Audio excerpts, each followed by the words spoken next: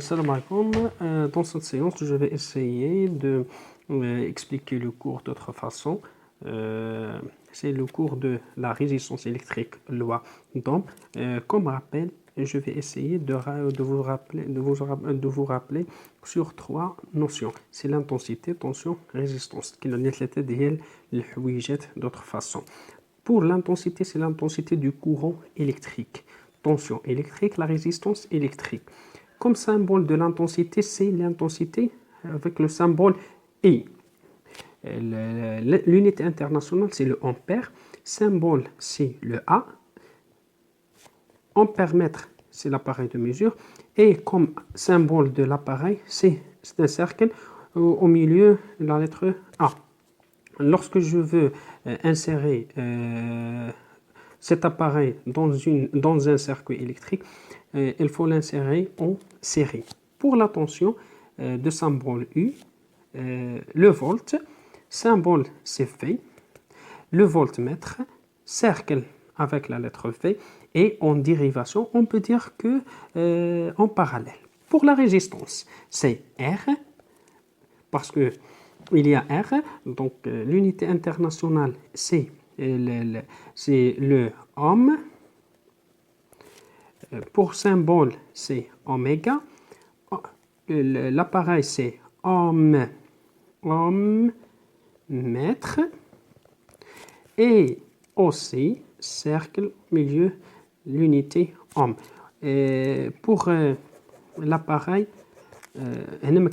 soit là en dérivation ou bien en série. Pourquoi? Parce que lorsque je mesure la résistance directement, sans l'insérer dans un circuit électrique. Donc, comme rappel, deuxième chose, c'est la loi d'Ohm. Il y a quatre choses. C'est le montage expérimental, la caractéristique, l'énoncé et la relation.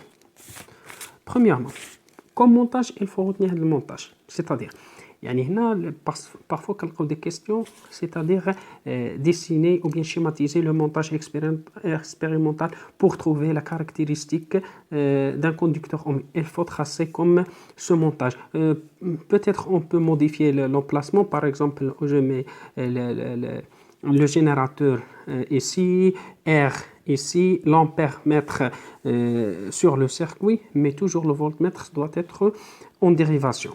Très bien. Passons maintenant à la deuxième chose, c'est la caractéristique. Donc, si vous trouverez une phrase, comment la caractéristique d'un conducteur ohmique, on peut écrire directement une droite qui passe par l'origine. Si on veut tracer expérimentalement, donc deux axes, des abscisses et des ordonnées, donc je mets les valeurs de la tension, les valeurs de l'intensité, essayez de faire attention sur l'unité.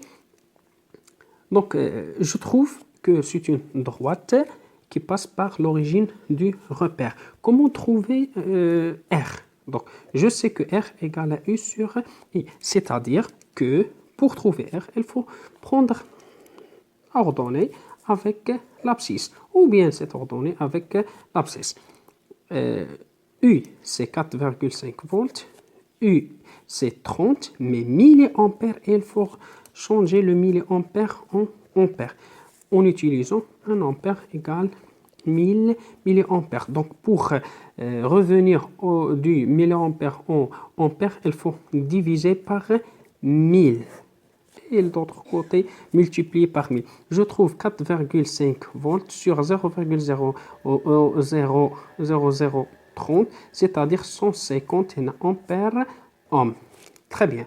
Et pour la troisième chose, c'est l'énoncé. C'est qui compte question. Énoncer la loi d'Ohm, l'énoncer la loi de la condition d'équilibre. Qui se forme phrase. Donc, vous écrivez la tension au bord cette phrase.